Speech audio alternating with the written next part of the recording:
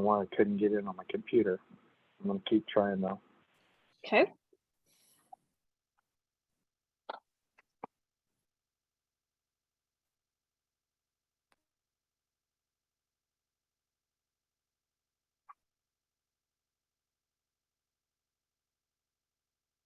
Jeff, what company are you with? Portland General Electric. That's right.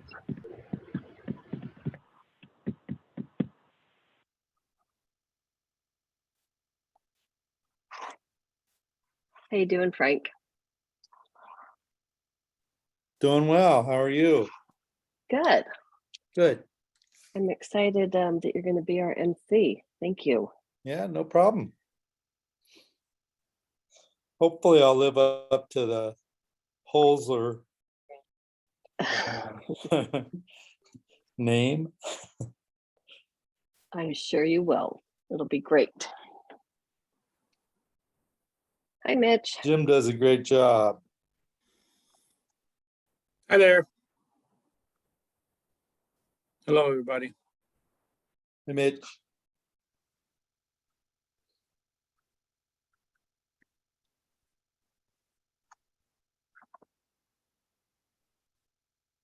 Good morning, Micah. Morning. Sorry, let me mute some phones here. Hey, Micah, I have 45 minutes. I can join, then I have to step out. Okay, thanks, Mitch.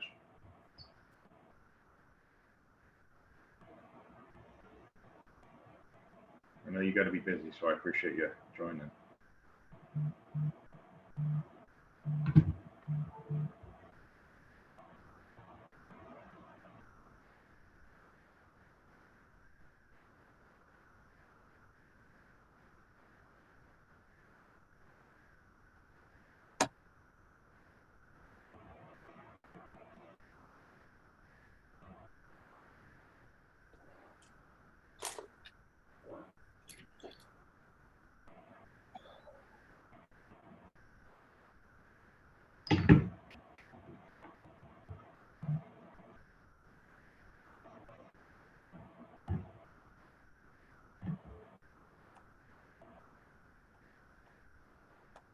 All right, so let's see here. I've got 10 o'clock.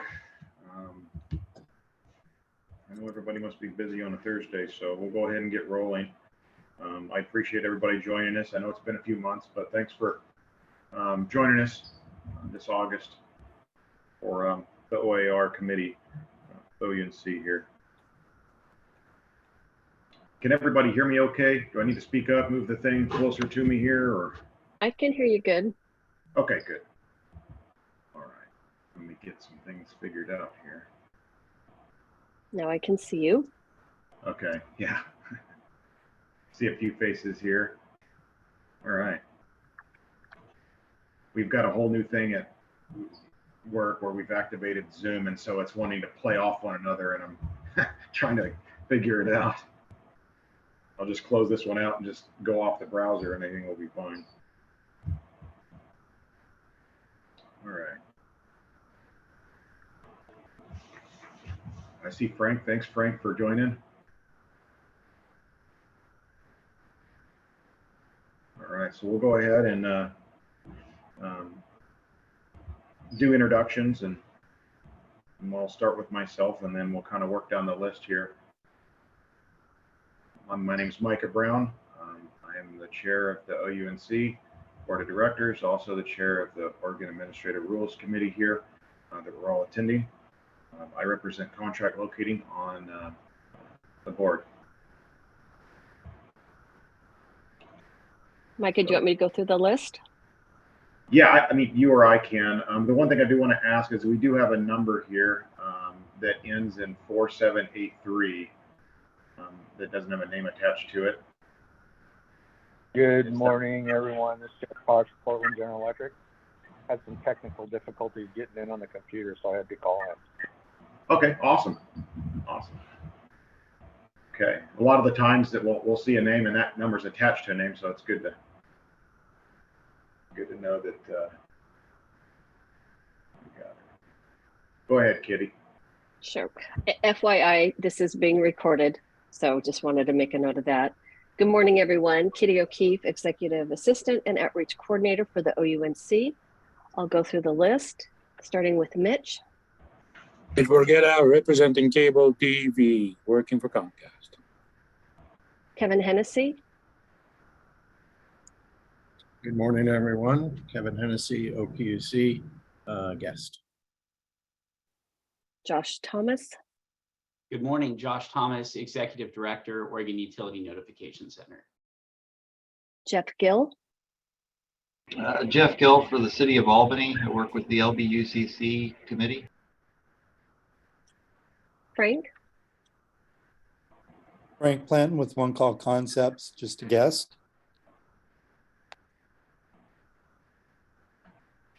Did I miss anybody? Josh? Yes, he was announced. Oh, was it? Okay. Okay. All right. Then that's everybody. Excellent. So we'll move on to the minutes. And from May, we haven't met in a few months due to kind of like a holding pattern for the DOJ here. So we do got feedback on some things for them. So I did take a look at the meeting minutes. I didn't see any typos or anything, but I just looked over it pretty quickly here. Please let me know if we need to change anything with it. They are an attachment with the invite that was sent out. If anybody has any issues with that, let us know. We can move slower on the screen here, but Kitty's got it up. Or Josh.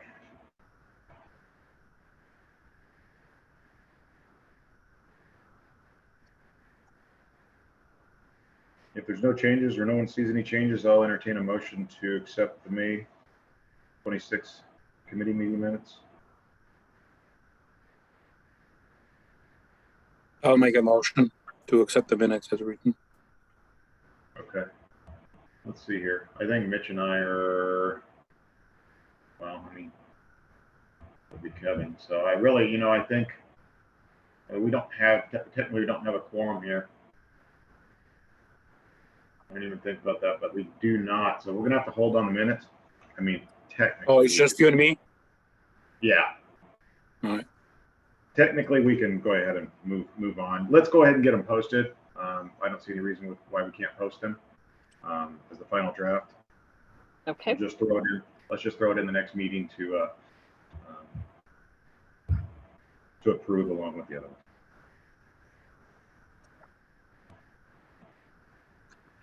All right.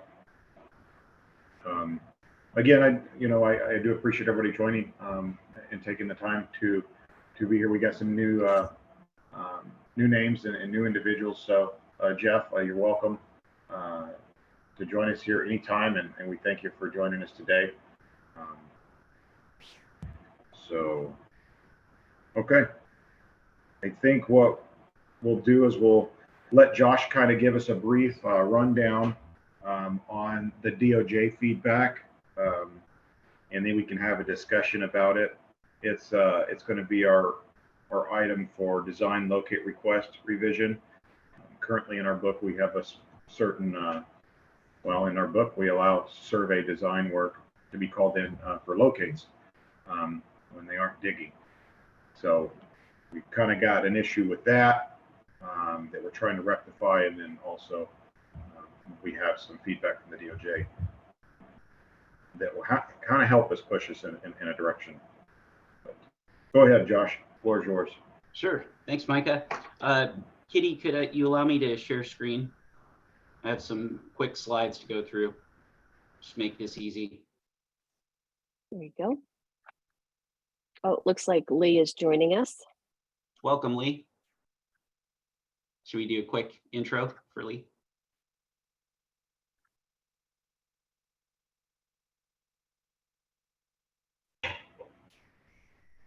Did I hear that Lee joined us? Correct. Awesome. Welcome, Lee. So I wanted to run through a quick background just so everybody's up to speed. At the May OAR meeting, there was continued discussion about amending, it would be OAR 952-001-0080, which would help us implement a design review system similar to Washington's. There was a question in the meeting about whether it would be within the purview of Oregon Utility Notification Center to create this process, since it would not technically include the excavation portion of the project. So I committed to follow up with Oregon DOJ for their advice. So as a quick background, when planning construction projects, there's many instances where the designer needs information about underground utilities within a job site, but they don't yet need a full locate with actual paint on the ground. As an alternative, other states like Washington have devised a design review system that includes a design information request, which allows them to get maps, blueprints, other related information on the project site, and a design locate request, which then actually involves markings on the project site.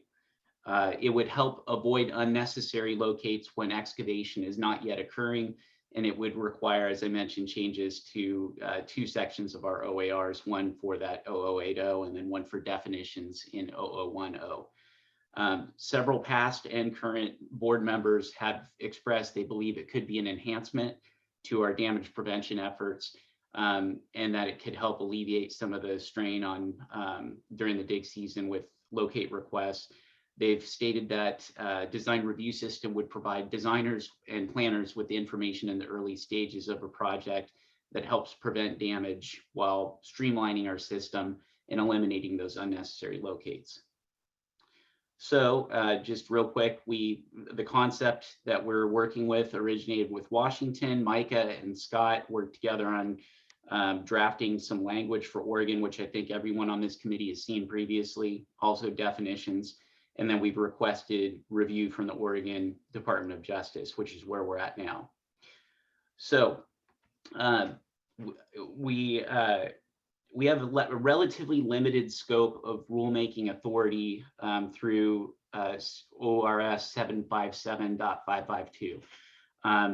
It allows us essentially just to within the scope of what the way that our organization was created, very limited scope of rulemaking. So if it doesn't include excavation, that it technically is outside of our purview. And so the way that it reads is that we regulate the notification and marking of underground facilities to prevent damage to underground facilities. So the question was, with our limited scope of rulemaking authority, could we move forward with this? And as we've created it, the DOJ said no, rules that facilitate the exchange of information through the center are not within the scope of the authority.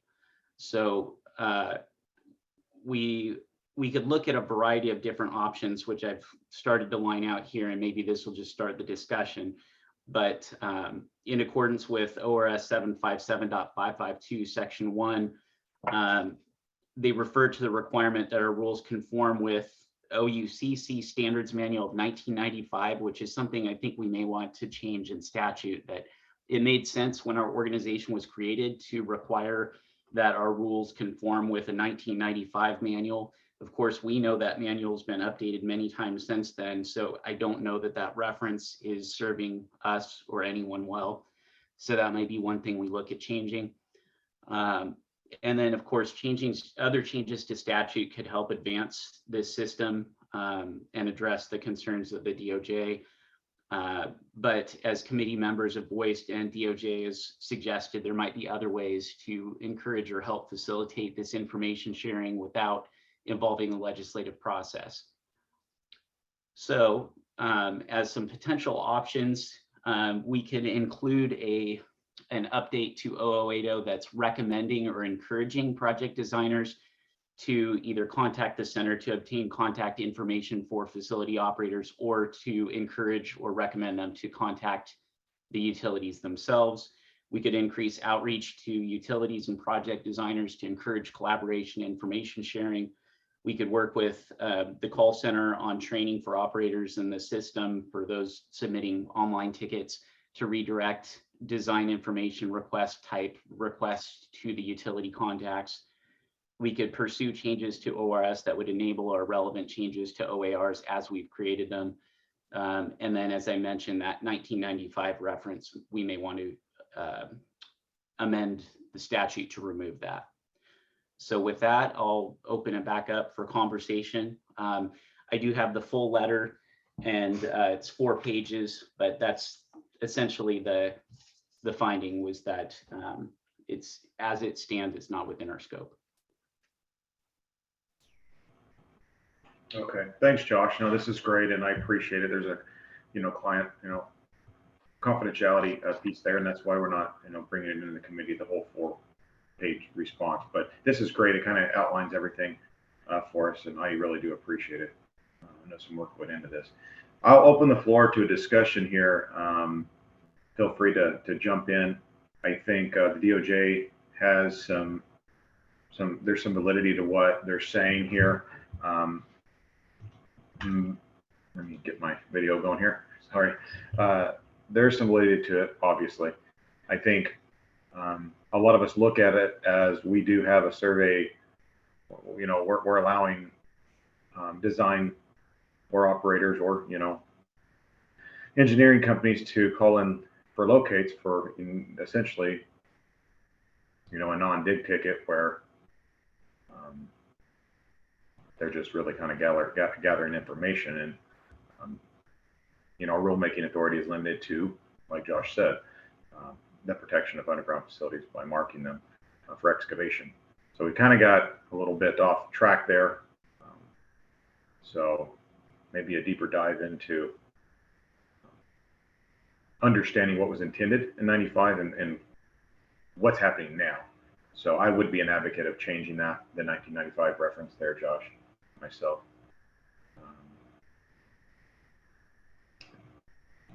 Anyone else have any comments? Kevin has the hands up.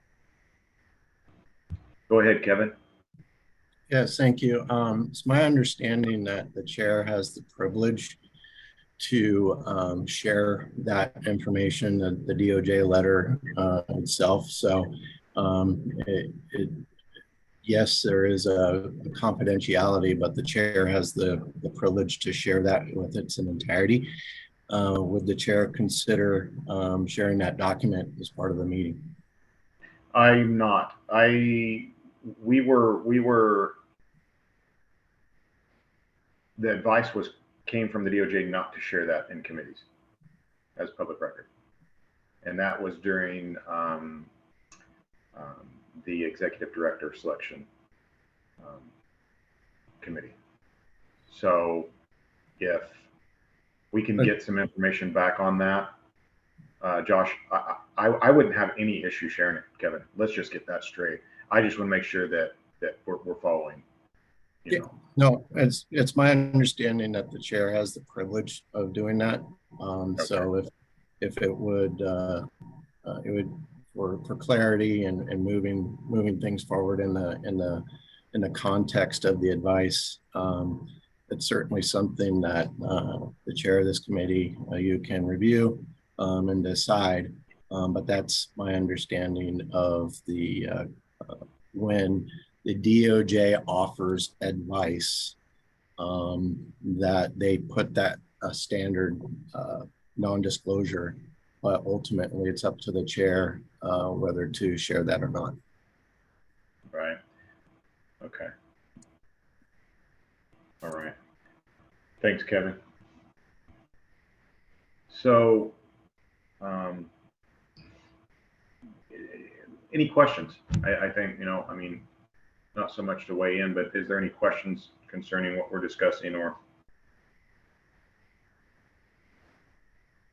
Okay. So I would like to say that it'd be on the kind of the middle of the road approach, and that is to, on the second bullet point there, increase outreach to utilities and project designers to encourage the collaboration of information sharing. In the old standards manual of what the DOJ is referencing, we go back to the 1997 version, which is cataloged in the state library. And within that manual, there is a number of things outside of the rules that the standards manual offered for best practices and so forth. And that also included a narrative about utility coordination. And it might be worth looking into utilizing that platform to encourage the collaboration and information sharing, particularly for designers. And then also on the third bullet, because the OUNC is a state agency, and the records are FOIable, the information that the OUCC does collect can be requested. And so if it's a function of the OUCC to offer designer information, that is readily available. It doesn't require OAR changes. And it really comes down to how the board decides to operate as a one call center, and really looking into the scope of what a standards manual provided, also provided best practices and so forth. So I think there's some inroads that could be made with at a least cost, particularly with the rulemaking process and DOJ consultation. It all adds up, but within the purview of what we have as formulated as a state agency and the tradition of what is contained in the standards manual, I think there's some promising inroads that we can get this settled quickly. Yeah, well, I mean, you say settle quickly, and so what's going to be effective is, I think, what we're looking for, and that's not going to be effective because if they're not going to have to follow a certain process like we have now, if it didn't happen before, it's not going to happen now. Now well, for instance, I've got over 40. Let's say 40 locate requests for extensive footage in the Woodburn area for a project that's going on. And I also have 5 survey designs with over 2,000 feet that are requiring marks, that's cutting into the marking that needs to be done. And that's not just me, that's every operator that is going to be responding or on that ticket. They're having to do it all. So I mean, that's the issue. That's the problem we're having. I mean, we can look at this and dance around about let's educate and let's outreach. Well, and do outreach. It's not going to be effective, is what I'm saying. And so maybe down the line, some will start. Newer engineering companies or newer designers will try to go down that route. But once they realize, oh, I can just get marks and I don't have to do this, then that's what they're going to do because that's what everybody's done. And that's just being, honest about the situation. This is why we're here trying to look for a solution that will get our operation, our resources out of the field marking utilities that don't need to be marked, that excavation is not taking place on. So, we've got to work within our purview, but we've got a rule here that we need to seriously look at because it's outside the purview. We're allowing excavators that are not excavating. We're allowing individuals that are non-excavators to require marks to protect underground facilities for excavation. If that's not a contradiction, I don't know what is. So we've got to fix that. Yeah, and to be fair though, too, just to quickly respond, it's not the only scope of work that contract locating services are being asked to do. So, you know, you guys have been tasked and tagged for standby notifications and those, and also expanding the scope of doing other facilities to meet your operators' needs. So there's stuff that that contract locators are being asked to do that aren't associated with locates, and so there is that dynamic as well. I just want to hold on. What dynamic are you referring to? I mean, as if, what do you mean, like? Because I'm speaking from an, you know, as operators as a whole here. Contract, you know, yeah, we do other work for our client, but that's outside our locate department. So that's completely separate. We have resources dedicated to that. That doesn't come from my technicians in the field. And that's how, I mean, that's how it's managed. But the scope of work for locating contractors has expanded to include things that aren't locating and aren't right. But that's from a business standpoint. So we're talking about rules here. There's nothing in the rules that says that, you know, you are required to have a standby, is there? Yeah, it's in the OAR for critical facilities. So that's within, if it is, and I'm sorry if I can't remember here, but if it is, then that falls within the protection of underground facilities. I don't think that has anything to do with the call center, but I mean, I guess we can look it up. I'm sorry, Frank's had his hand up. I don't mean to belabor this point at all. Yeah, Frank? No, Frank, feel free. Like I said, my screens are kind of jumbled here.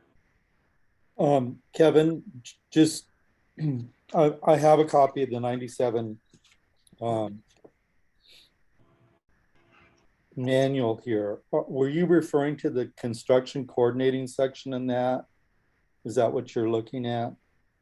Yeah, if you give me a second, I can bring up an electronic copy. It talks about preliminary design procedure, preliminary construction procedure, and all that. Construction coordinating.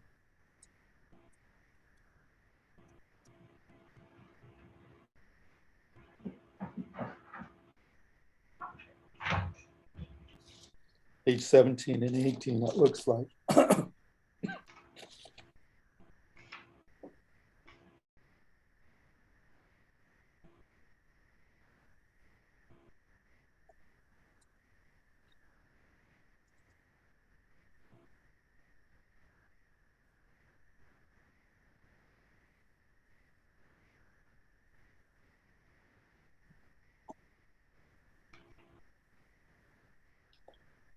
Just while you're bringing it up, so yeah, I do have it. I was just able to bring it up. So if allow me to share the screen and can try to work that so for the benefit of discussion. So just to tail on to what you were talking about, this could be, I mean, if this was reconstituted in the standards manual, this could be where, you know, you take this language and add some stuff about a voluntary design locate system online that could be implemented maybe. Right, and the way they had the standards manual formulated, had the formation of the OUNC followed by the rules that need to be you know, it's kind of like the base point. Okay, here are your boundaries. But then after that, I noticed that you know, there's diagrams on reasonable accuracy and the coordination of information sharing that's outside the scope of the notification for markings. And joint trench recommendations. Absolutely, yeah. And so I think what I'm understanding the response from the DOJ is that you know, yes, the OUNC has rulemaking capabilities. Here are your boundaries given by the legislature, but you can operate the one call center as best see fit. And if that is a catalog for or a button for, you know, or I guess a link logic within the notification system where designers can get contact information to facilitate that, that's absolutely within the purview of operating the one call center. And again, doesn't require a legislative effort. So let me ask this. This process that Washington is using, if we put that process in place, would we be meeting our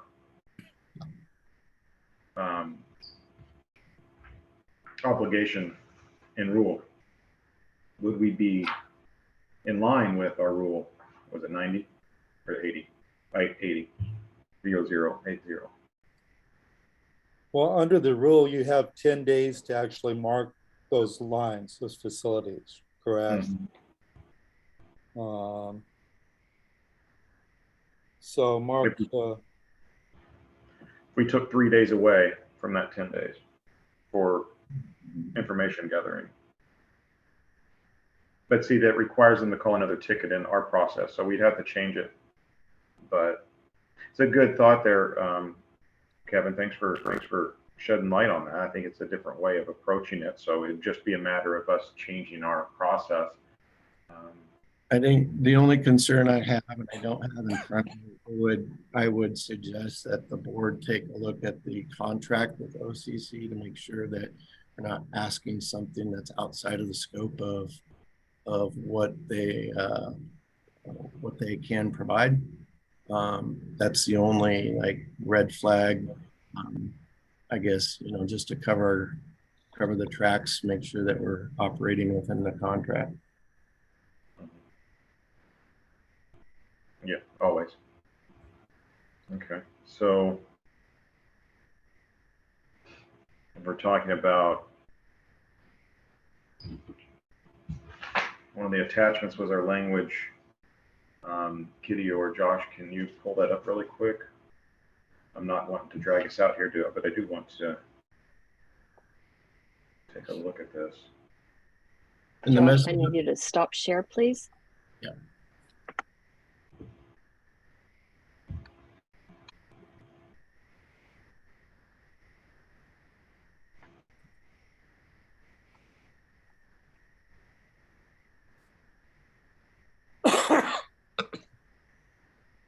Give me a second, guys. I'm pulling up the minutes.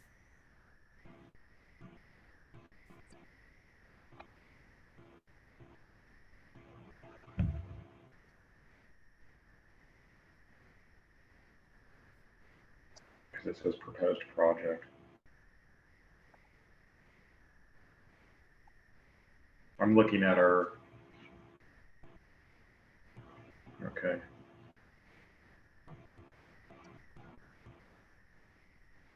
This is our definition. You scroll down just a bit. Are you looking at what I'm looking at? Where did you get this? This wasn't one of the attachments. This is the attachment from the minutes we looked at. Okay. You have a separate, okay, but you have a separate attachment that you attached. I think we attached for the meeting, or but that's fine. We can roll with it. What our current rule says is within 10 business days after a designer notifies the Oregon Utility Notification Center of a proposed project. Okay, so let's focus on the word proposed, and then project too, because if it's a proposed project, that could be anything, and it's not specific. What we had put in ours is on a design information request. So we're labeling them two separate requests. So the information sharing request, and then of course If they need more than that, then of course the marks, the DIR, or I'm sorry, the DLR, direct locate request. So would both of these fall within the 10 business days of our current rule without having to change any of it? I think as a process, yeah, we can make that work. I do believe we can make that work. Well, I guess I have a question. If now the DOJ opinion is saying you don't have authority to make rules for anything that doesn't apply to excavation, then the current rule 952-001-0080 wouldn't have been within your ability to enact it back then either. Because there's no digging here. This is design. Right. So, and that's kind of what I was saying earlier too, Frank. And what do you do with rules like that, Kevin? I mean, well, if you don't know, you don't know. But I mean, I think we experienced this, and maybe Josh too. From an OAR or anyone else, from an OAR standpoint, there's things like this that, back then they may have thought it was within the purview, and now the DOJ has got a different opinion. I mean, the DOJ will switch their opinion sometimes on things depending on who's reviewing it. So, let me provide some more context as far as that rule is implemented. 80 is implemented for a notification of markings. And so, because that's the function and the purpose of the OUNC, that's the overarching function. It is within the purview for designers to request markings. What I see the evolution here, and it's a positive evolution to streamline things, is that if it doesn't require markings, then the OUNC has the ability to process that information request outside of developing an OAR.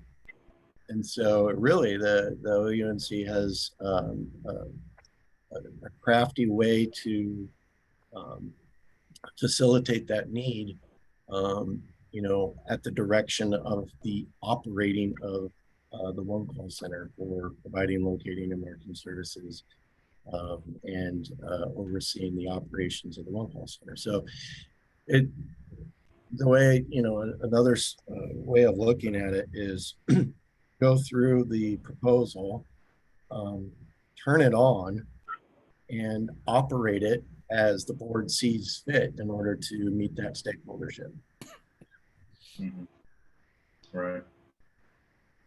So as it sits now, thanks, Kevin. As it sits now, I think we have a clear path on our direction in which we can go here. If I'm understanding things correctly. So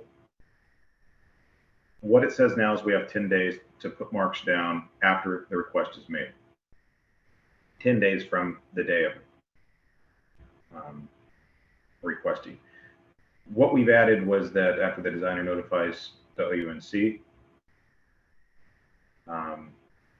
with a design information request, which this is just language that we're obviously not going to be able to, we're not putting in, but I'm just reading it so that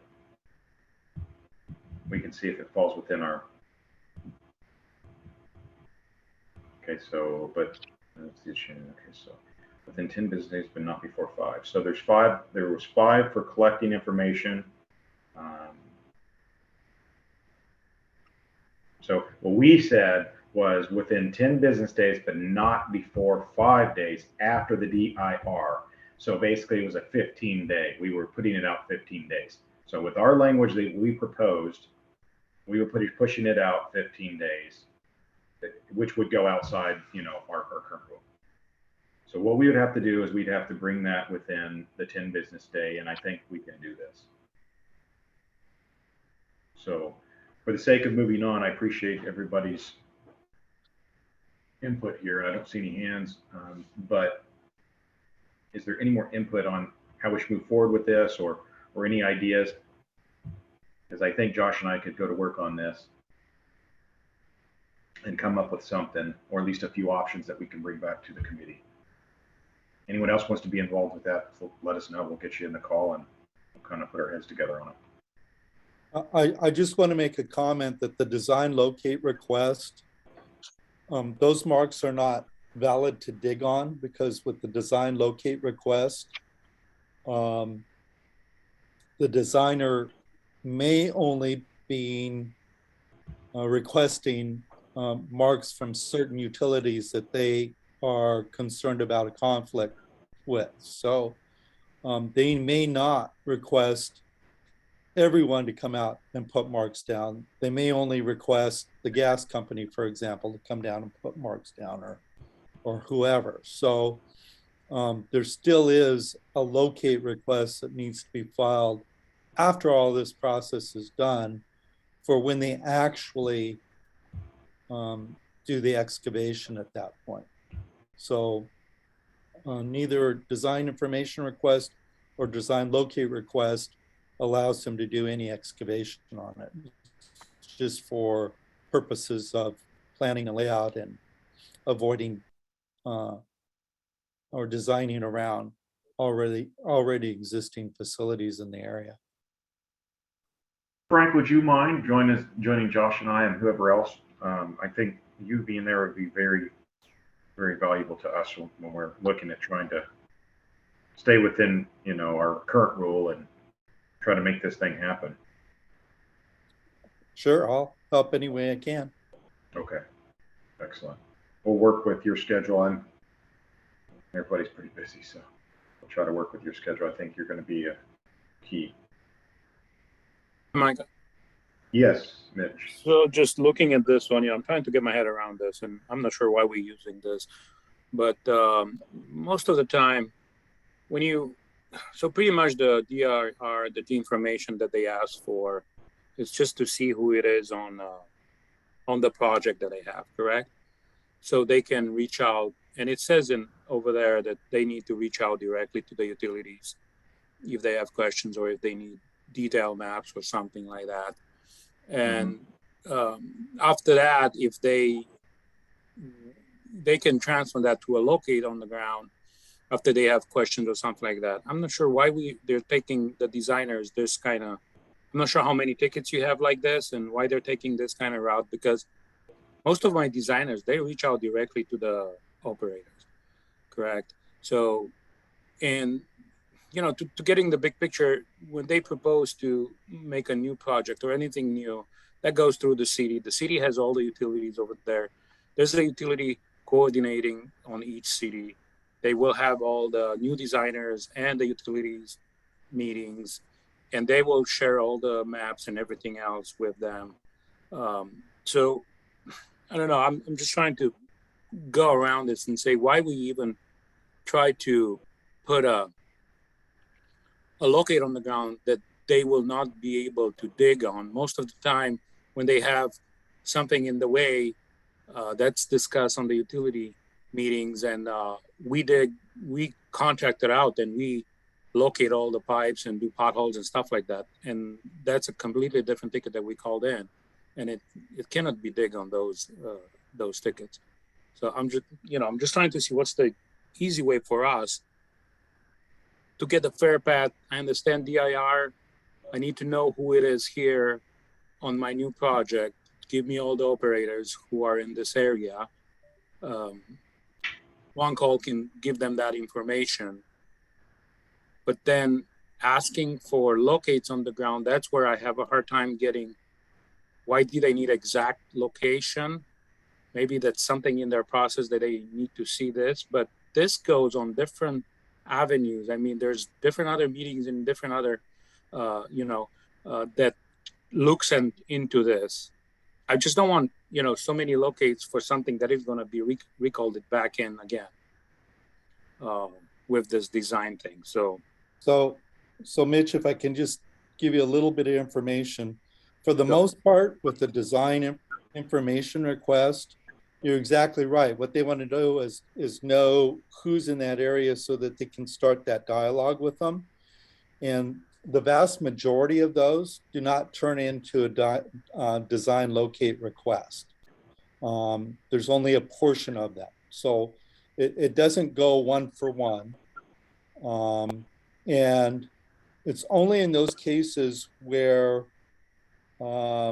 facilities are close enough to where they are planning to do their work or to design, an installation of another facility, let's say, that they request field markings. And the reason why they request field markings is because field markings typically are more accurate than the records that exist out there for a lot of facility operators. And if they can get an accurate or feel like the location's more accurate, they feel more confident in changing their design to possibly, work around what's already there so that facilities don't have to relocate, or they're in middle of an excavation and something pops up that nobody had on their records or whatever. So I don't want you to walk away that it's a one for one situation. I think it's a small percentage, maybe 10 or 15% is what we've seen that actually come back and ask for some kind of field marking at that point. So this is a way to try to avoid them using the locate system where marks have to be put down by everyone in 2 days and still get them the information that they need in designing their work and trying to be responsive to, designing so that it has a lower impact on people that are already there. So there really is some benefit. It goes to, it's part of sub-utility engineering process. And so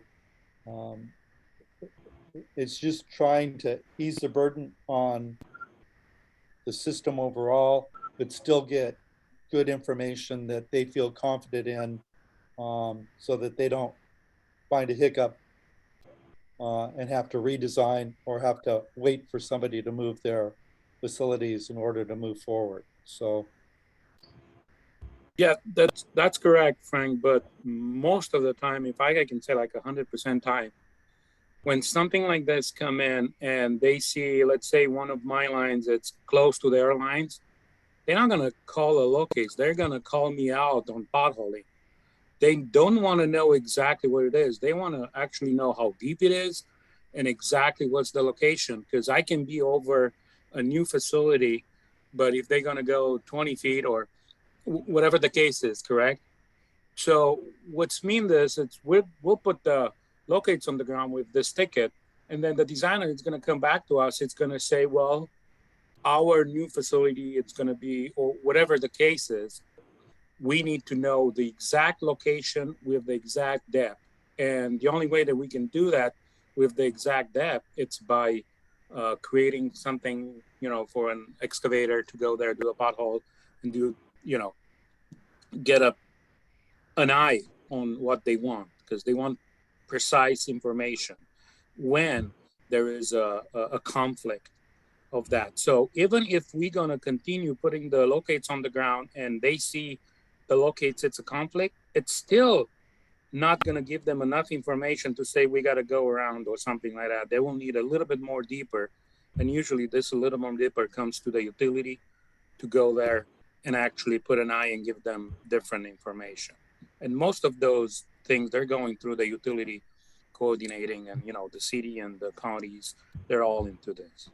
That's what I'm saying. We're putting a locates on the ground for them to tell us that we gotta call back in and get, something in that kind of area. That's my only I get what you're saying, Mitch. I totally, I get what you're saying. I'm going to comment on that. I'm going to let Kevin go here first.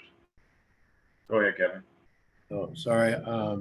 Mitch, did I understand you correctly that the designer wants depth for, obvious reasons, but are they excavating, or are they having you part, having you go out and pothole the facility? They're gonna have the utility who owns that facility to pothole it. And it all depends what kind of project it is. Sometimes it's a city, or depending, money-wise, it all depends. But most of the time, the owner of the facility will pothole it. Right. Will pothole that. That aligns with my understanding too, and the variability on that really depends on the city's franchise agreements with each individual utility, and ultimately the cities have quite a bit of power and leeway to get that information as per their per the standard and format that they need. So that confirms my what I understand to be practice in Oregon. Thanks. Yeah, sure, no problem. Anytime, Kevin.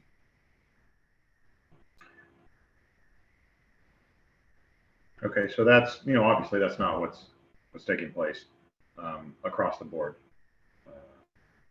Sorry, I keep looking over here, but because you guys are over here. I think what we've failed to do here, and I take this upon myself, is bring on some individuals that that work for these engineering firms to give us some of their insight, the reason why they're asking for the marks, why they need them. I think everybody has a stake in what they're doing and what they're responsible for in the respective industry or businesses, but or roles. But these individuals, there's a reason why they call them in. I know that there was someone on the board that was before my time, just a little bit before my time. I think it was Stu Crosby. I can't, forgive me if that name is incorrect, but I think he worked for an engineering firm, and he served on the board. So it might behoove us to get one of those individuals in here to have that conversation, because if they don't need it, why are they calling them in? Or why can't they follow what others are doing? Like you mentioned, and how you understand it, Kevin. If I'm hearing you guys correct. Yeah, it's not a blanket thing, but I think it is a service that the OUNC can facilitate outside of rulemaking, and it makes sense. I think the designers, as defined in OAR, would be savvy to utilize that service once it's made available, on the for OCC. And maybe some of those designers would like to have some input on what is presented and what are the options that can be provided when processing that design information. Right. Okay. So without anything further, I think we do have direction here.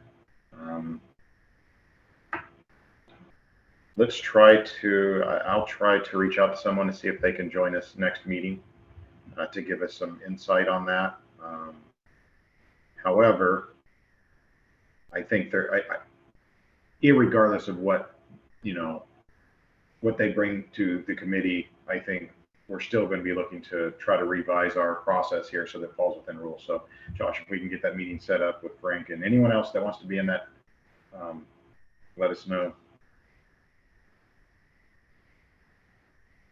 Anything else for our design request revision or process? I would recommend reaching out to Kyle Thomas as well, who facilitated coordinating a number of projects with his former employer. you might have some insight on how to, what would be useful from the standpoint of designers and interacting with designers. Okay. All right. So we'll move on to the OAR language or definition to expand on underground facilities or underground facility as defined.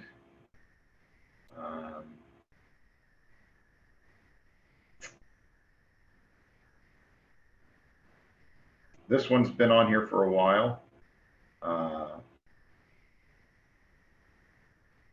And we don't have anything, newly developing other than it conflicts with the ORS in terms of how we're defining an underground facility.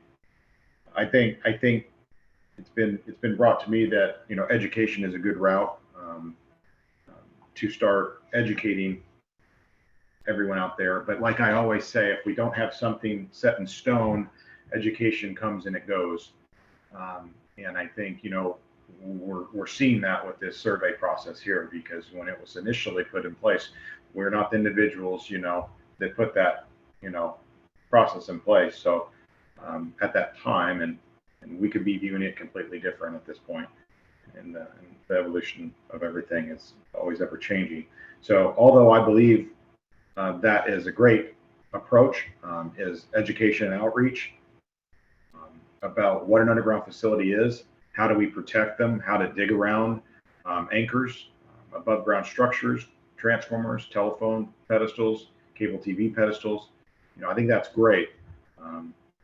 But I implore the committee to look at how we can change that, whether that's in rule or what. So.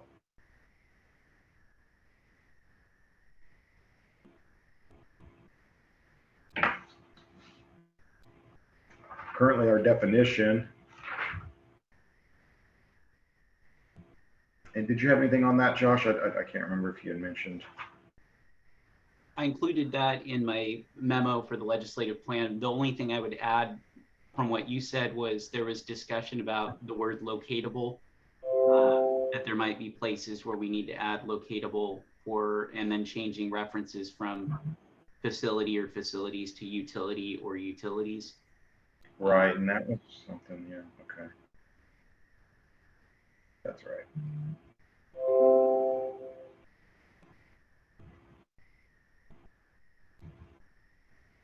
And that was, so we've got locatable underground facilities as definition on page 19 of our new manual. Page 19, the definition number 11 is locatable underground facilities, means underground facilities which can be marked with reasonable accuracy.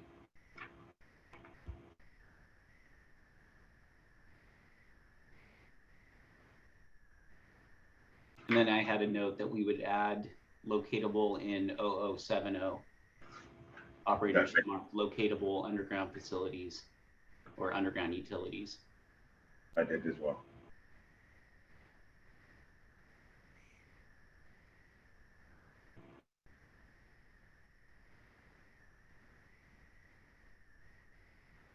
I think that's where our last discussion left off, is looking to not so much, look at the legislative change to it and the statute that is, but we can definitely put it in here and redirect it, or more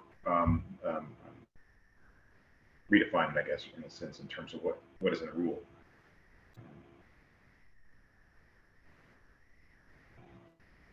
Is there any questions about that? I see a hand, Kevin. Yes, I'd like to offer for consideration, instead of getting into underground facility, locatable, unlocatable, it seems that there would be some inroads to be made, not just in education, but the marking standards for an unlocatable facility. I go back to CGA best practices, and looking at what is recommended and trying to formulate something that aligns with something that could be put in rule for the purposes of damage prevention. And if we look at section 708. You know, there's a spot in there that could be expanded for underground facilities must be marked using the color code. And there's probably some room in there that could be made for a specific standard, even if it is just marking UL, as we have seen in the field. Some cities are providing that information to share with the excavator that it cannot be marked with reasonable accuracy. And so that's been something that we've seen that's had a positive impact in getting the best information available to the excavator with the context of what is under the ground and what is you know, what is locatable versus unlocatable. So something to look at as far as marking standards, again, providing a UL for whatever the operator is determining to be something that cannot be marked with reasonable accuracy.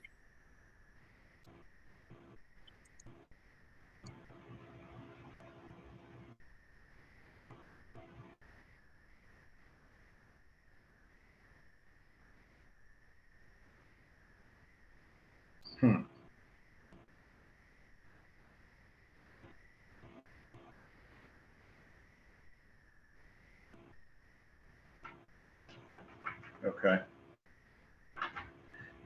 Just reading here, sorry. Let me And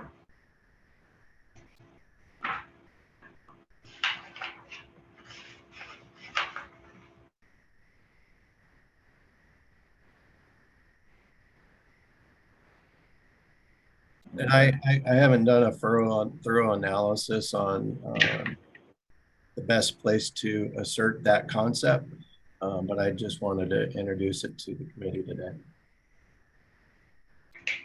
Yeah, I'm forgive me here, but I can stare at this these rules forever, and you know, you kind of get lost in it. It's like a maze sometimes when you read it.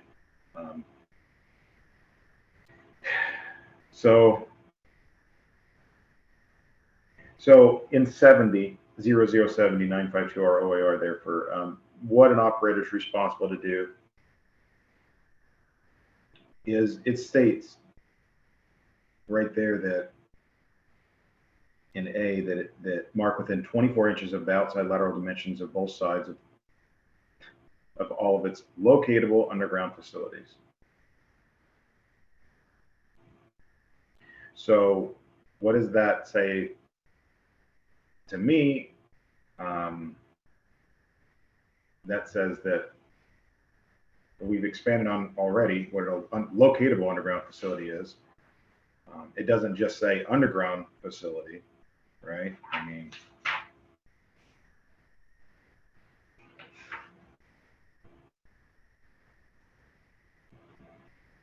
right. Yeah. So the concept is providing more precise information on in the field as to what is unlocatable, and it probably wouldn't be through A through C. It would probably align with the marking standard, but again, I haven't done a full analysis to see best place suited for that concept.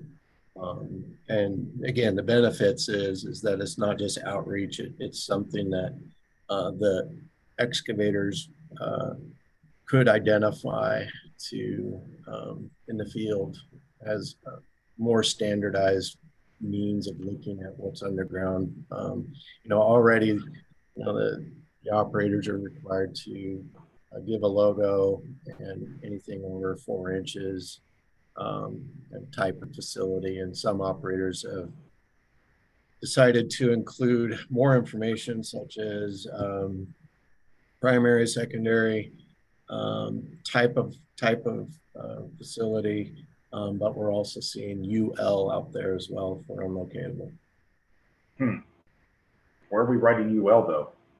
if it's unlocatable and we don't know where it's at, how are we, I mean, Well, they're using best information available as prescribed in section B. But they are designating that that facility was marked as something that could not be marked with reasonable accuracy within 24 hours. yeah, I know I haven't, I mean, I'm not seeing it. I think there's a liability piece there once you put paint on the ground. You know, I don't know if any operator practicing unlocatable on the ground, and then marking it. I know when they can refer to records, if there's an abandoned line or a decommissioned line, things like that, by law, we're required to do the best that we can to locate them, but those are abandoned lines. So really, there's no claim there. I mean, there really isn't any real damage to that facility unless it's, being planned to use in the future. But if it's unlocatable, then the operator is going to take that on, that responsibility of repairing it and then moving on. When you're writing unlocatable on the ground, that's stating that we have, plastic, but no tracer wire sewer force main or whatever it is, So yeah, we're seeing it there too. But the thing is that abandoned facilities, although they might not carry product, they do carry protection, electronic protection, for so you don't have isolated steel in the system and corrosion issues. So even though it's abandoned, it doesn't necessarily mean it's unlocatable, because those things can be still marked within 24-inch accuracy. The thing is that it's an added piece to section B to clarify that this was marked with best information available. And it's not a liability issue, nor should we be looking at, the liability of developing rules. We should be looking at what prevents damages and more information about that type of facility within question with, the other concerns about anchors and other underground structures that aren't part of system delivery, but also provide support. And structural support. I'm looking at this as a least impact option to provide that a little bit additional to provide some standardized clarity. okay, yeah, I think you got something there, and I don't disagree with you, Kevin. Appreciate you. Once you get more in depth with that and are able to look at it closer, I think, we would definitely entertain something. I know I would. So, but for the sake of this right here,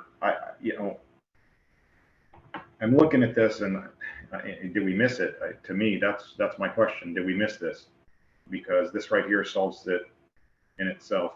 And maybe we, I know that we just touched on it for the first time in our last meeting in May, and it was briefly, and then we said we'd go and we'd look at it further. But now that I'm looking at the rule right out of the gate, it says locatable underground facility, so that would supersede the definition of underground facility in statute. So we basically expanded on it, and then it's in rules. So I don't see how, let's say, the definition of what an anchor is or this or that, how anyone could say that that's a required utility to mark when in rule it's locatable underground utility facility, not what an underground facility is in general. So I don't see any need for any legislative, approach to that. I think that solves it. And it's quite embarrassing that we're just finally getting to that. But am I missing something here also? Because that's how I'm seeing it. But I think the important part is that we need to put into context locatable and unlocatable. It's not just that you have to mark locatable facilities. It's also to provide marks using best information available. And so I just wanted to make sure that that's part of the consideration. I mean, part of the discussion for this committee. It's it's an important piece. Right. So are you, go ahead, Mitch. Well, let me ask this really quick, because we're talking about over the ground facilities, and Kevin is talking about unlocatable. There's a difference between unlocatable in the ground facilities. We do have all the time that, some, fiber or whatever, it's not locatable. That's a completely different, approach, how that needs to be located, or at least needs to be documented if it's unlocated. And, I think we have a process in place for unlocatable stuff like that. And there's a communication between them. But what we're talking about here down below there, it's the over the ground facilities that you're talking about, anchors and poles and stuff like that, that it's definitely not an underground, it all depends how you look at this. How you consider a pedestal above the ground because it's above the ground. How you consider a flush mount under the ground, or it's because it's, on the ground. So I think we're talking about, anchors and stuff like that's what the discussion starts if we need to expand our underground facility. And I think I'm with you here. If you put locate, I just don't want to be confused between unlocatable and locatable. There are facility in the ground, they're unlocatable, but we have a process on that, how to document that. And I don't want to get to the point that, oh, this pole, it's unlocatable, or this anchor, so it doesn't fall under that.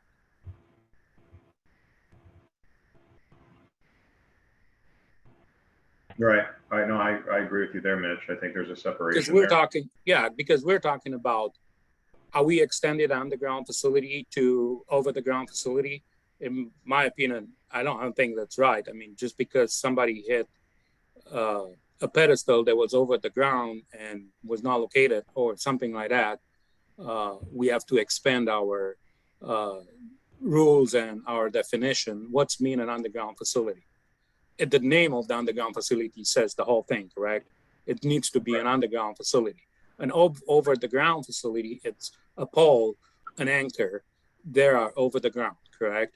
And the fact that you can visually see, in my opinion, what's an underground facility, it's something that you cannot see. That's why you call in for a locates, to help you out see through the locates where that facility is.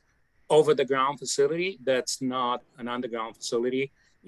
If that facility needs to stay on the ground, like on a pole or something like that, that's not an underground facility, in my opinion, at least. Right, but I mean, technically it's both.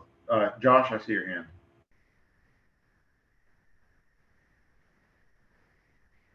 Are you there, Josh? You're on mute. I was already down the road on that one, sorry. Page 9 in the manual in ORS 757.542, subsection or section 6, the last sentence says attachments in those parts of poles or anchors that are underground under the definition of underground facilities. And then the next page on 7 has unlocatable underground facilities. And that might have been one of the concerns, was that by having a separate unlocatable and then having anchors located as underground facilities almost suggests that it is locatable. Yeah, and what's interesting is that that's there, but both of those definitions are there in statute, but not the locatable. And I'm stretching here, but I'm thinking that definition, when it was implemented, probably was in line with something similar to what we're dealing with. And so that's why they put it in here. And that's why 70 starts with locatable underground facilities. And I've got the 2008 version. I don't have the older version than that, but if you've got an older version of that, I'd be interested to see if on page, on 70 here, our rule that locatable was not part of it. And it was added later. But so going back to what Mitch was saying, I agree with you there, Mitch, but because there is a different, it's different from an underground unlocatable versus an above ground facility. But that's where the water gets muddled a little bit there, a little muddy, because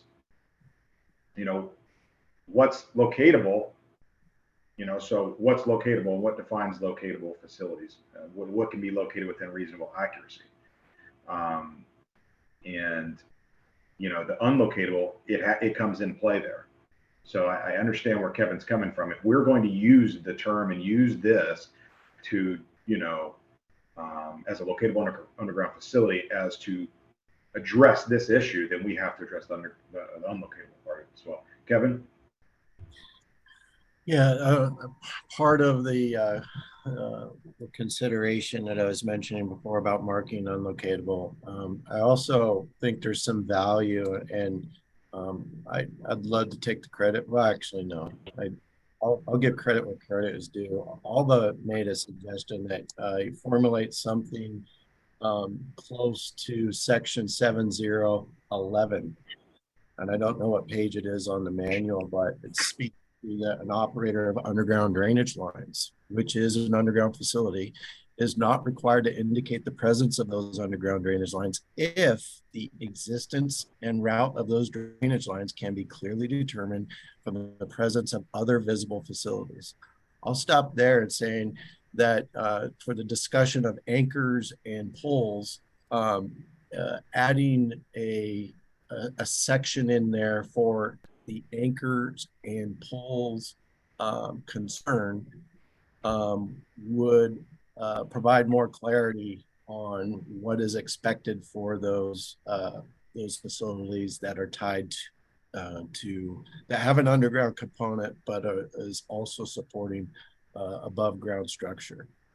So I would recommend that the committee look at expanding something specific to the main reason why this concern was brought up, which is the anchors, and something similar to 11 could be crafted in rule to provide greater clarity. Right. And again, that was Alva's suggestion several meetings ago, and I don't remember when they picked up on it, but I thought it was a very good way to alleviate that, but also provide greater clarity of what's expected in the field. Okay. And you're saying that's a definition in OAR? Kevin?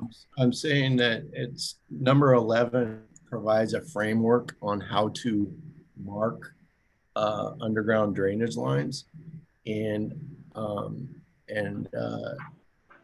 I think something could be similarly crafted or at least explored for the anchors, which was the originator of this discussion. As far Yeah, as I heard all that. I'm just having a hard time targeting 11.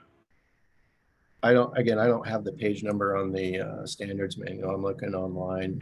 Okay, page number. Okay, all right. So it's a statute. So we can't expand on a statute if it's. No, it's not. It's not a statute. It's in OAR. Okay. So Okay. I'm looking within section 70. Okay. Or the section for operators to mark underground facilities or notify non-exist. Number 11 is a good example of how to mark or indicate the presence of those underground facilities. And I think something might be able to, might be worth looking at that. Okay, so page 27, 28, or 28 really, but OAR 70, so. Hey, Mike, I'm sorry, I got to step out. Thank you, guys. Thanks, Mitch.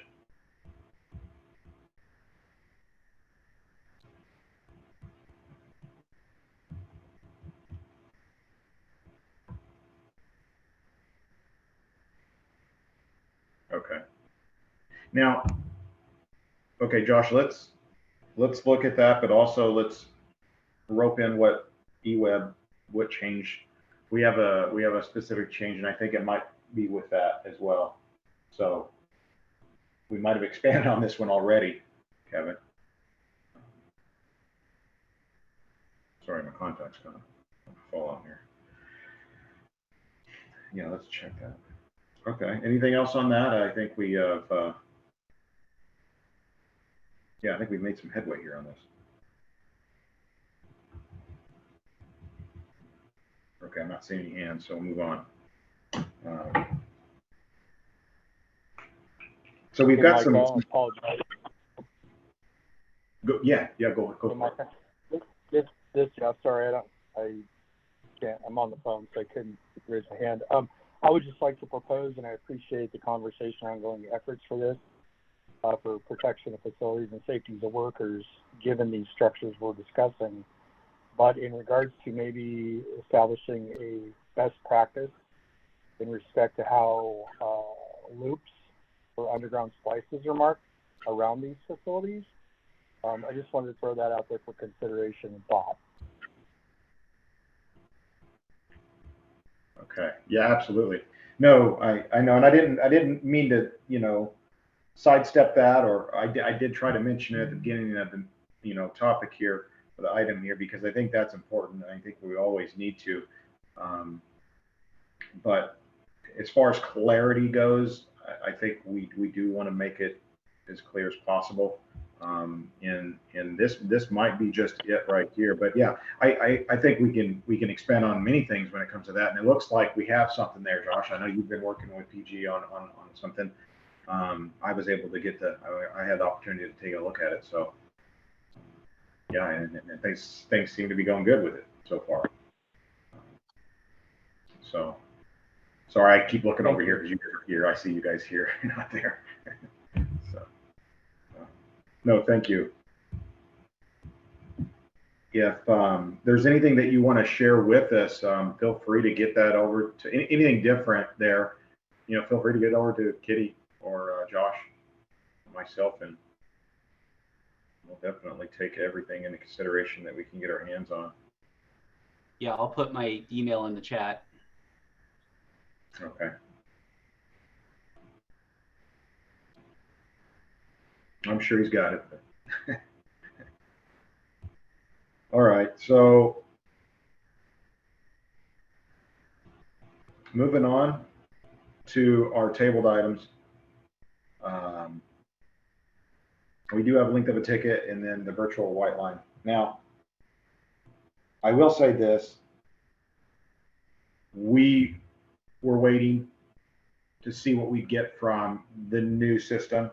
And I think we're getting closer to getting things ironed out. I think as anything, there's things that we, have to get ironed out, and we've done that. And I think I'm not sure. And Frank, if you might have something to say on this, establishing a ticket length, there's multiple reasons for doing this, obviously, and none of which benefits my contract and any contract locating firm that I'm aware of. And I just want to say that right now. 15 years ago, it may have, but not now. But the length of a ticket is really just to put a rule in that limits the amount that an excavator can call in. Because right now, literally, we just, and I feel like a broken record here, but there's no regulation to that. Okay, so and it's in complete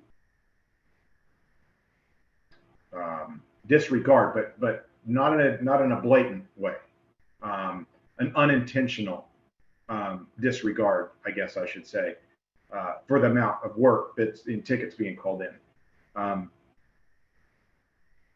and expecting the resources to be there to have it marked within the 2 business days. So there's a lot of reasons why this has come up, and I think that it's time that we bring it back to the surface and kind of look at it as a committee, and start establishing things. Now, we do have a motion. We do have a resolution stating that we are to move forward with 750 feet. I do believe it was 750 feet, and then pursue language on it. So that's currently where we're at. We put a holding pattern on it to see if next gen would give us some information that would help us. I'm not seeing how that is helping us. As excavators get used to the system, they're going to have an ability or the technology to do their polygon a little bit smaller, and they do. Some do, but we really haven't seen I haven't seen a lot of that. So I'm not sure what you guys were able to do on your end, Frank, from a data gather, from a data situation, looking at last year's foot. I don't know if you guys can do that. I mean, maybe the polygon, I don't know. But I think that's where we want to look at. We want to look what next gen's offering us from a data standpoint in terms of, footage asked on a ticket versus last year. I think that would help us and why we've been putting a holding pattern. Kevin, go ahead. Yeah, I think it would be, and anticipating this discussion, I reached out to One Call Concepts to discuss what was provided prior to going to next gen, and although it didn't get into the granular level of what is being collected in a notification, I did ask for the possibility to get that data and something that can be exported in an Excel spreadsheet so we can actually get some intelligible reference points, not just from the contractor, but also for the board's benefit to see how the system is being used by stakeholders and so forth. And I believe some of those questions that you raised, Micah, could be substantially answered if we were to get that raw data that I mentioned earlier to substantiate, policy going forward. And again, and I'll just leave it at that before I make another point. So I'll just leave that on the table. Okay. Right. Is that going to be, is that something that we'd be able to achieve specifically for this, Frank? I think being a public agency, having that data there, it is requestable. So in the format that it can be produced for the net benefit of not only for information requests, it would benefit our efforts in looking at rulemaking and how the system is being used currently.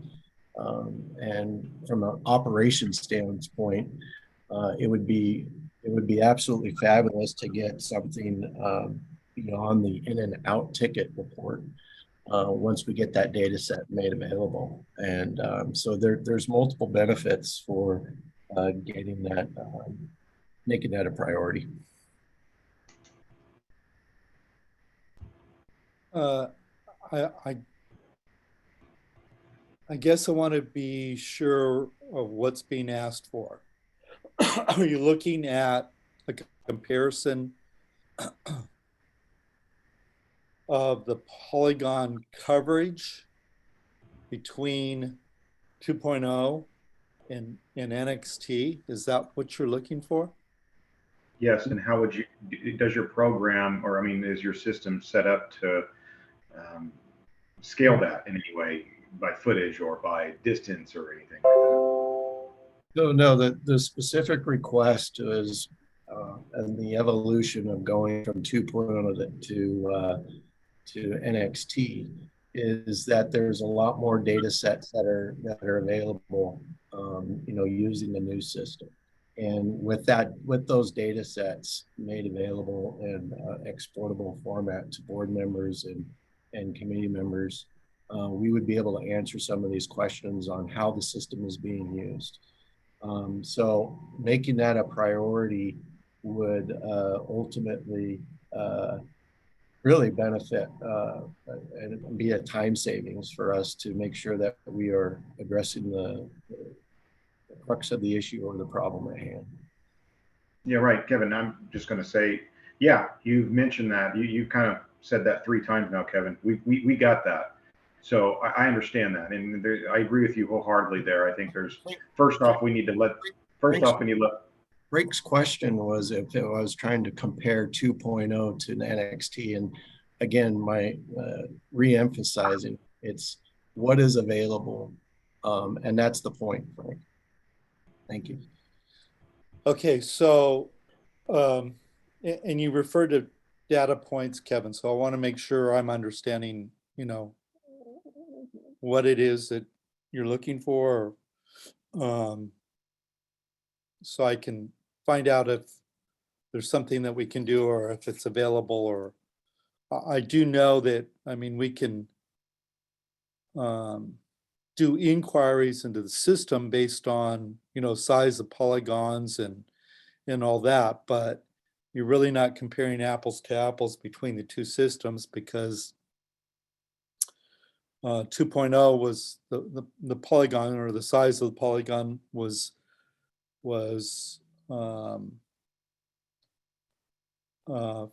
for a different purpose. 2.0 was to establish a notification area, meaning that somewhere in that notification area, work was going to take place. With NXT, the process and the goal is to determine a more precise way of identifying exactly where the work's taking place.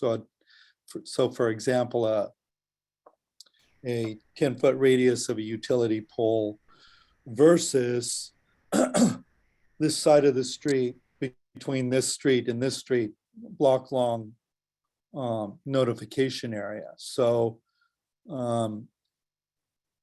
I just want to understand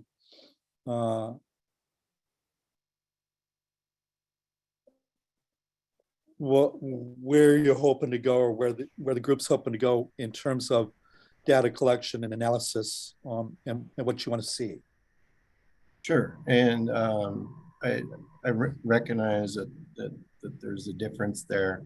I think first to your question is, what is the data points? Something that I don't have at my fingertips right now, but was sent to Scott Gallegos, and was said that it is in the queue. I don't know what that means for as priority for One Call Concepts, or where it exists today, but those data points have been shared with One Call Concepts, and I can look for that and send it to you directly, Frank. Yeah, that would be great, because I don't just, when you send it to Scott, because that's operations, I don't necessarily see it or know about it. So if you could do that, that would be great, just so I can answer questions when I'm on calls like this. Yeah, absolutely. And really, it's just to shed some daylight on how the system is being used. And I went through and looked at the NXT fields and listed each one for the sake of transparency. And looking at a number of fields, there could be some correlations that can be made to answer some questions about how the system's being used, and it would ultimately benefit the OUNC in many ways, particularly in rulemaking and ticket lengths and so forth.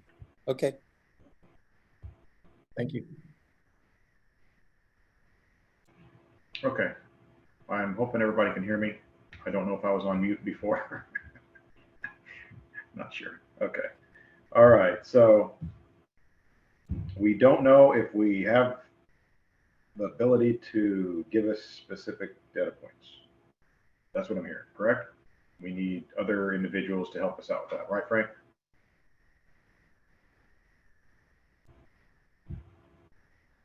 Well, I think Kevin's going to send me what he sent Scott, because I haven't seen it. So okay.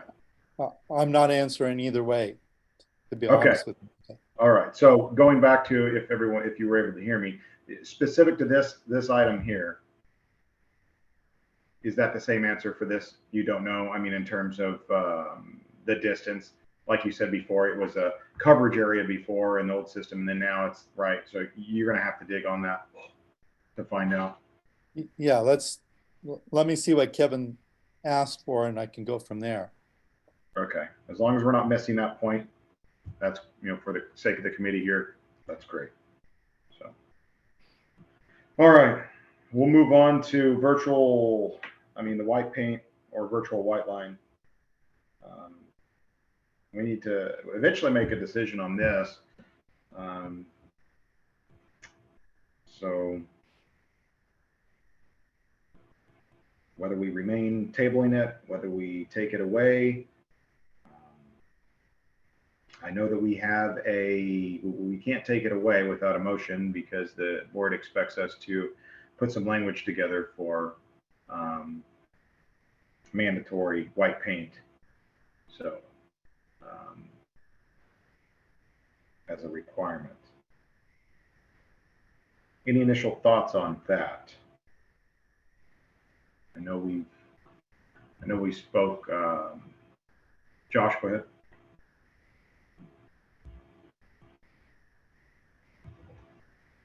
You there, Josh? There we go. I was looking for that mute. I know we were this was another case like you just mentioned where we were gonna wait and see how ITIC NXT rolled out and if it might provide an option for electronic white lining, and it doesn't look like the technology is gonna allow for that.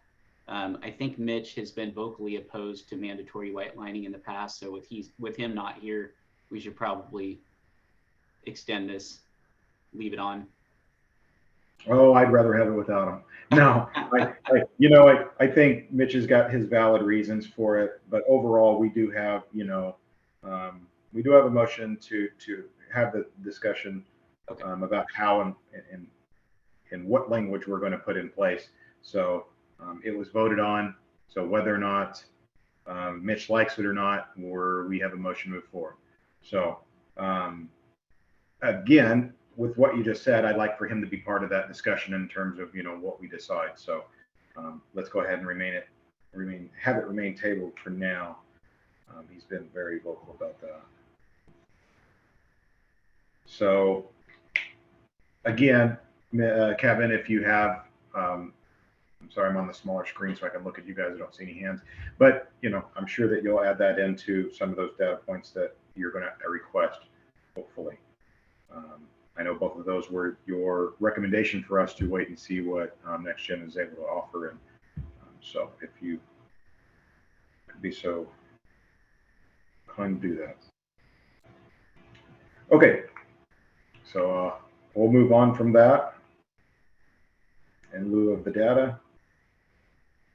So we have new business. We have the strategic planning 2023 to discuss in terms of the OAR. So Josh, I'll let you talk about that in the legislative priorities. Sure, yeah, these two items kind of go together. Okay, I am off mute. Just wanted to make sure I'm not talking to myself. So if with your approval, Mike, I can share this draft legislative plan with the committee, but I could screen share it for now. And then I also wanted to have just an open discussion with every committee, training and education, publicity, and OAR, others, even the non-standing committees, to get a sense of what priorities you have in mind for 2023 moving forward.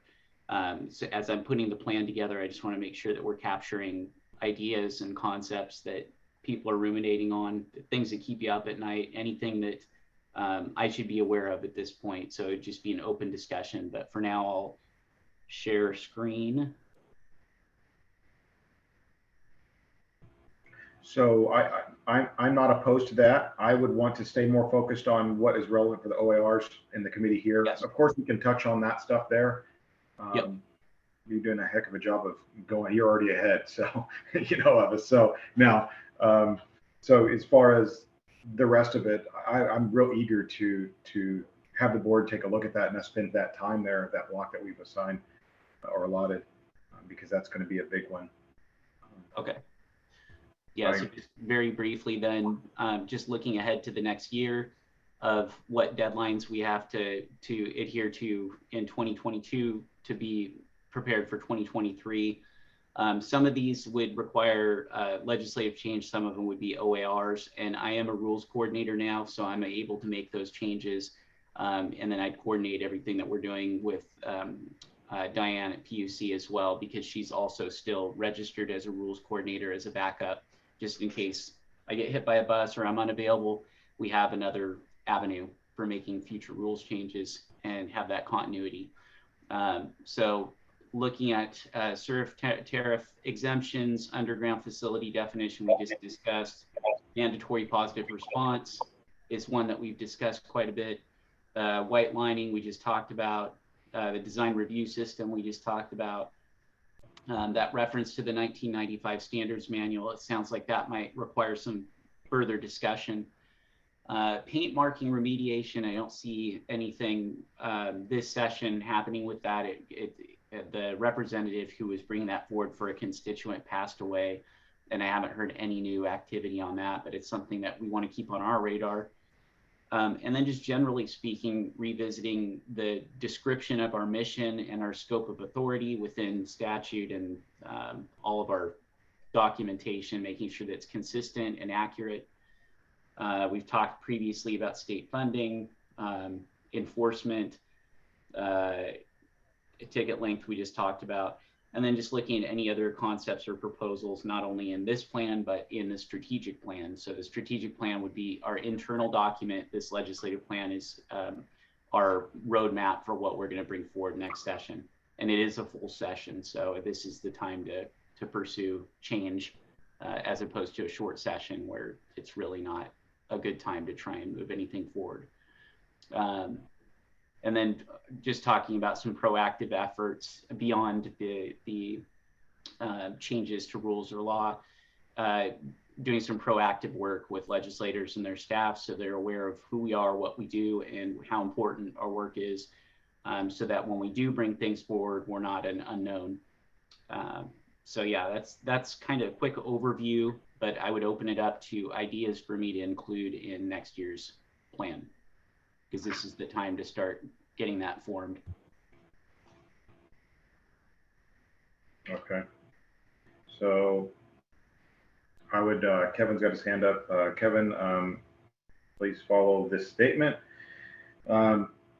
Let's run down it, each one. If it, we choose to push it off towards, for the board to decide and discuss, like say the first, the service tariff, I think the board and those, in the budget and audit, and the other executive committee members have a chance on that. So yeah, if we could just work down each one, I think we'll get through this pretty quickly. Go ahead, Kevin. Josh, could you put a PDF copy of this draft in the chat so I can download it? Yes, we'll do. It was, and this was an attachment to the invite as well, I believe. Yes, it was. That's how I got it. If you don't have it and you're looking for it, okay. I have a problem. I mean, I don't have a problem. I have technical challenges with Google Documents, so I'm working through that. All of this. They're not Google Documents. It's. Oh, you mean just documents being sent, PDFs being sent through Google? Yeah. Yeah. Okay.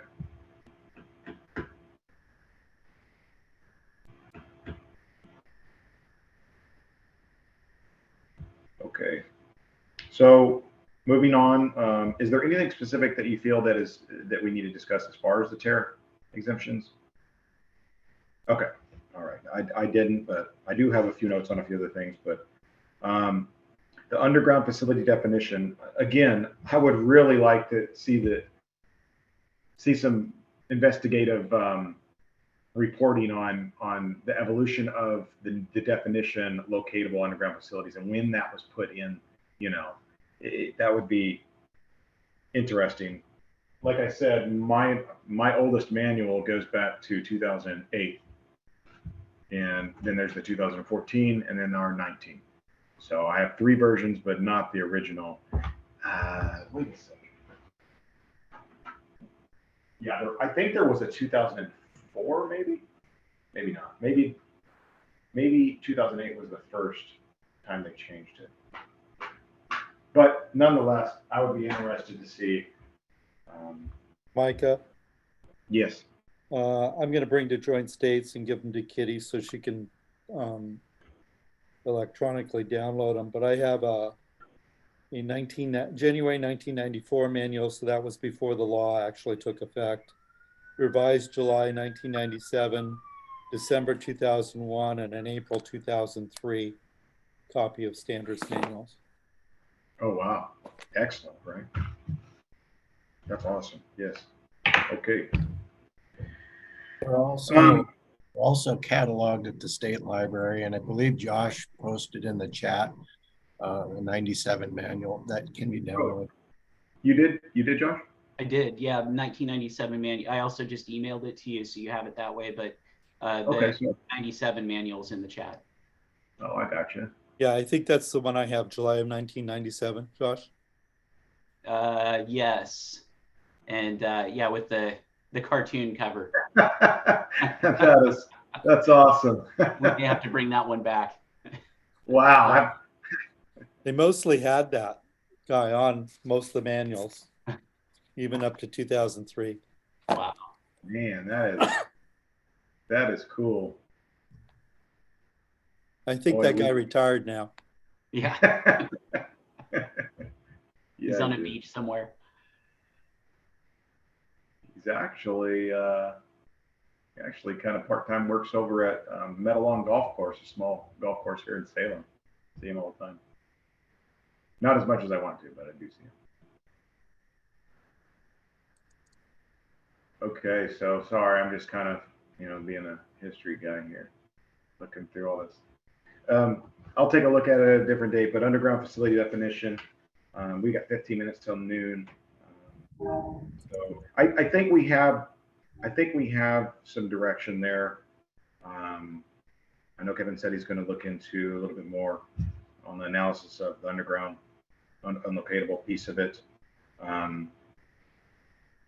But I think we have that answered, and I made some notes that we'll take a look at what we did with eWeb when we drafted that language, and we'll see if it does a conflict, then we might be able to put some language to that and see if the committee likes it this next go around, this next month. So that's a quick, easy fix. I don't see that we need to approach that in the session. So,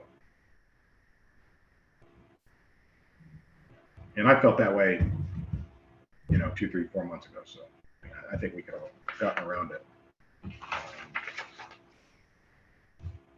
Okay. The mandatory positive response.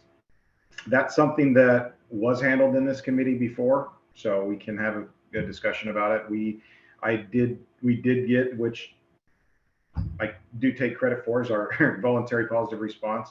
I remember being at the PUC when that meeting took place, and we were able to get that passed, and it's worked real well. I mean, excavators at this time now are calling and saying, hey, look, there's nothing there yet. I'm not seeing anything. So it's valuable, and it's being, more sought after for ticket completion than ever before, obviously. But do we make it mandatory, and is that something outside our purview as well? There's some interesting approaches with doing outreach on this, which I don't think benefited the function and the availability and the widely known feature that this is, that this is out there and available. And I think, and it was described to me that no outreach was done on this because they were waiting to make it part of the rule. And I have a little bit of reservation about that strategy, because if it's more of an operations issue, and Micah, to your point, whether it actually meets the purview of what the OUNC board, this is something that the board can decide how to operate as a one call center without making rule. So to not do any outreach on it, I felt like it seemed like you're shooting yourselves in the foot. Mm-hmm. Right. And that would be, a pretty good change in terms of who's, it's pretty easy as far as who's, required to register, I think that would be an easy route as far as who needs to be, you know, participating in the mandatory piece of it when a locate is completed. But as far as, you know, I don't think it falls within the purview of our OAR, you know, to make a rule around it. If we can somehow influence our operators to participate in a more effective way, I think that's a good start. What I'm saying is I'm not opposed to us making a change, because I think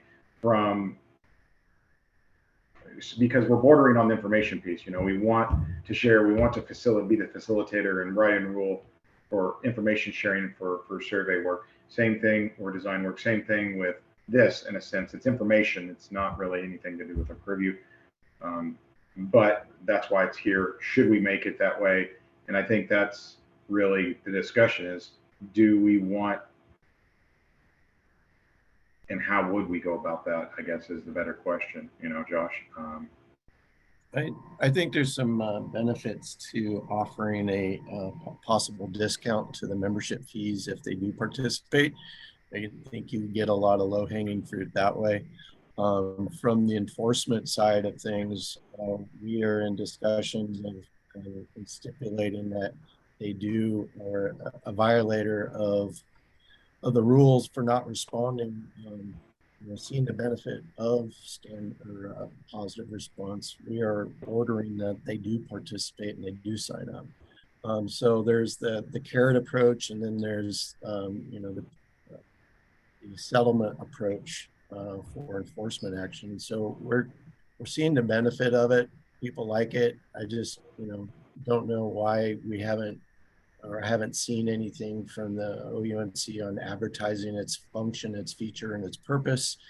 But certainly, I think member utilities, particularly the smaller ones that might fall outside of you know, traditional, you know, might be overlooked. I think they would appreciate a discount if they were to sign up for it. Yeah, I think if we haven't done that yet, I don't think we're in a position that we can, you know, but nonetheless, I think, you know, like I said, the reason we're looking at this is not to isolate one specific thing, but if we went at the definition, or I'm sorry, the design locate, which we'll get to, or this, it falls within that information piece. And that's what we would, you know, be wanting to make a legislative change to give the board that authority to be that, to have that ability. So it's not so much specific, but I 100% agree with you here on this one, Kevin. I think if we were talking an isolated one, or just an isolated, then I would say, no, we haven't done our due diligence, and I agree, we need to do more and see if that's what it's going to take for. But because those are both great approaches, and we haven't, I know we sent out pre-formats, I know we did some things, but we didn't do a full-on outreach program to get out to everybody, So yeah, let's come back to it. From an individual piece, no, I don't think we need to. But it may fall into the information piece that we might be targeting. So without anything else on that, sorry, my apologies. Mandatory white lining electronic. Okay, so that falls within our purview, so we can make rules regarding that. So unless somebody disagrees with me there, I think when we approach that next meeting, we can dive deeper into it. But no, I don't feel that we need to, that needs to be put on. So I have a question, I guess, for the group. DOJ says that something is outside the authority of the board to do rulemaking. The other option for the board then would be to put together a list of items that they want to go and open up and change in statute then, correct? I mean, that would be the other option. That's what we're reviewing. That's what we're reviewing now, right? Okay. Yeah, that's these. We're making a yay or nay on what the committee feels in terms of do we go to the legislative route on these pieces here. Okay. Right. I'd like to add some clarity from the OPUC's perspective on what the direction I've been given. And I'm not saying yay or nay. We will not comment, or I will not comment on specifics on taking things directly to the legislature, because that's outside of our policy. What I'm proposing here in the discussion is using the inroads and the tools that the board is privileged with, and highlighting those opportunities that highlighting those opportunities that are already available. So I'm not making any recommendation for the record that these go to the legislature, because it's outside of our policy. We won't comment unless we see something in writing. Okay, I would expect anybody else that was, a stakeholder on the board, if it was against their policy, to abstain as well. So thanks, Kevin. So design review system, this one, we did talk about extensively.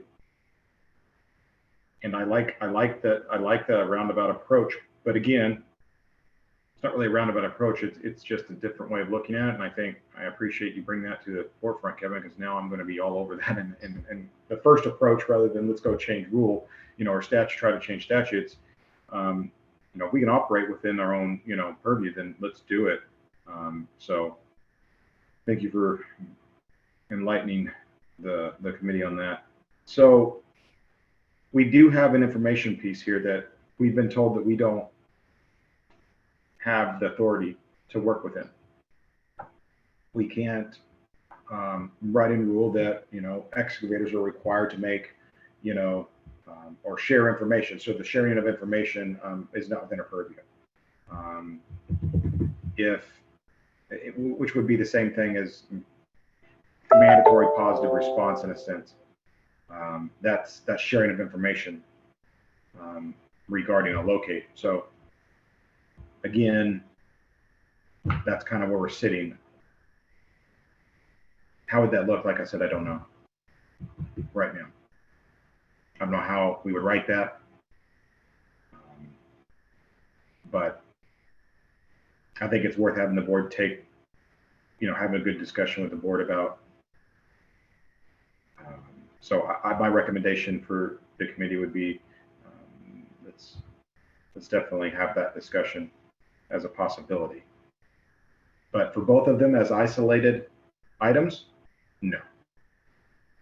We've got solutions to both of those currently in our committee, which would be our recommendation. Now, whether the board decides to move forward to add the information sharing piece as part of our purview, that's up to the board.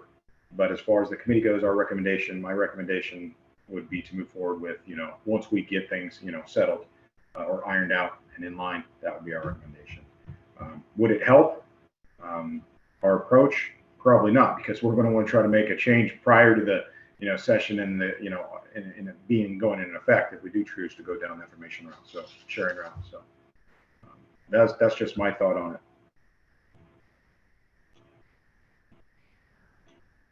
Computers, screen small. Not seeing any hands. Stop me anytime, Josh.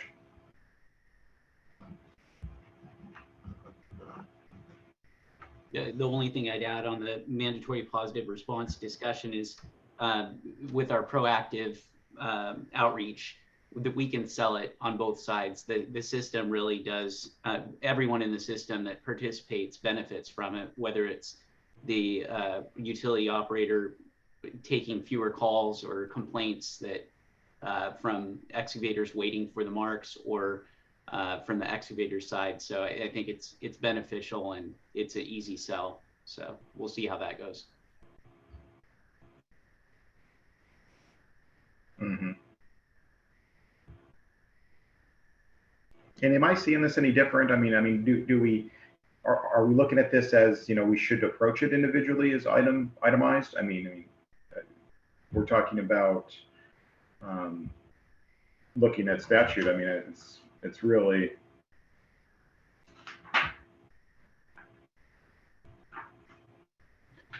So I created that. Nate at the last board meeting said he wanted to see a legislative plan kind of going through a lot of these discussions and decisions that we've been kicking around to determine if it needs to go to the legislature, if it needs to be addressed in rule, or if we just make a decision as a body to either table or not to pursue some of these. And so this is what prompted this.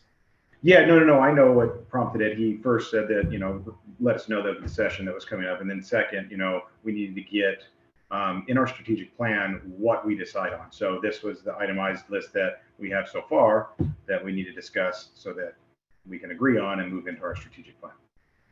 So that's what I understood.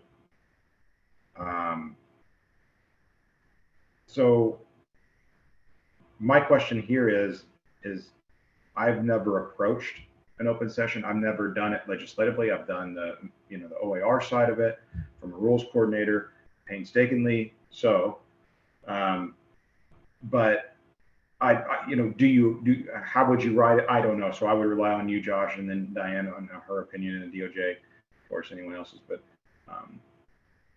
I think if we're going to approach something, minimal is best, and make sure we cover it with a minimal rule. Both of those would fall within the, and then see, that's where we get, sorry, I'm talking with my brain's talking, not me. That's where we get confusing, you know, where how we're interpreting what we were interpreting when they made the rule back in 97 or 95 or whatever it was, how they were thinking what was within the purview, right?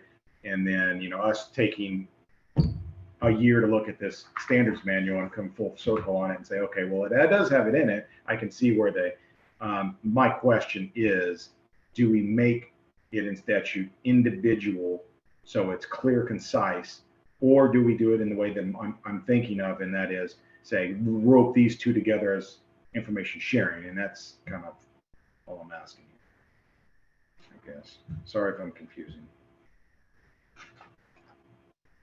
So if we're proposing multiple changes to statute, it would depend on what sections we're addressing, if I'm understanding you right. Right. But yeah, you'd want to group those if possible, if it makes sense to group them. In proposed legislation, it has to fall under the same relating to clause, and typically it's general enough that it would encompass multiple changes, but especially if we're doing housekeeping type amendments, that's pretty standard. Okay. Micah, sorry to interrupt. No, I'm going to okay. have to drop. I have an appointment I have to get to at 12:30 across town here. So sorry, but I have to say goodbye to you guys. Thank you, Frank. Thank you for being here. Thanks, Frank. Bye. Thanks, Frank. Yeah, and Frank's right there on the 12 o'clock. So, and so are we here. So I don't want to drag us on.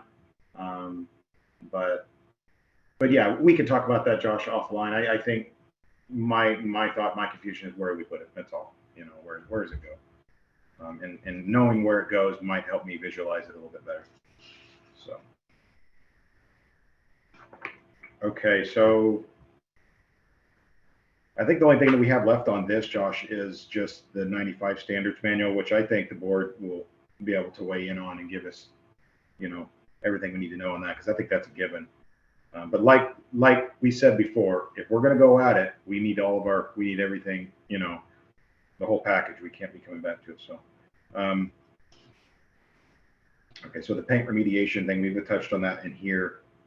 I do think that there's merit to this. I really do, but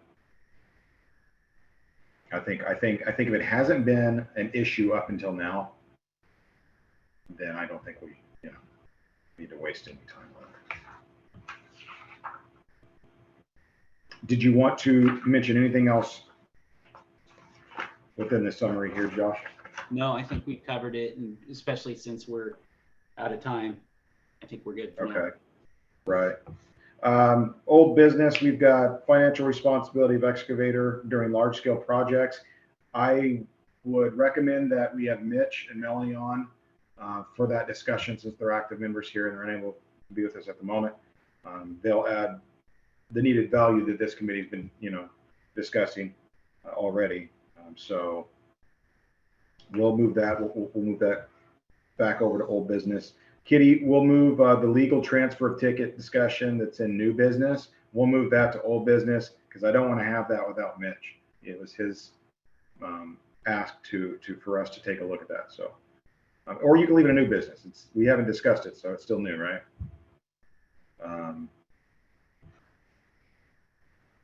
So review required locate process for OCC. What is the definition of excavation?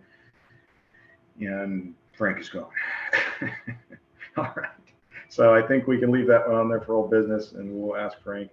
I do want to say this: whether it's Kim, Scott, Frank, going forward with OARs, we've got to have one of them on if they're available. I think between the three of them, if not them, Adam can join if he, So hate to be that person. I always include all of them. Just FYI, okay. Micah, I do. Yeah. I know you do. I'm sure you do. And what I'm saying is they don't have a choice. Somebody's joining us, so we've got to get through some of this stuff. Yeah. Okay. So anything for the good of the order? Just real quickly, I think in the future, if it's just you and one other member, you are allowed to vote to pass minutes. So yeah. Unfortunately, Mitch left, so it's a moot point now. But for the future, I think we are within our ability. I just looked through real quick, and I think we're good to go.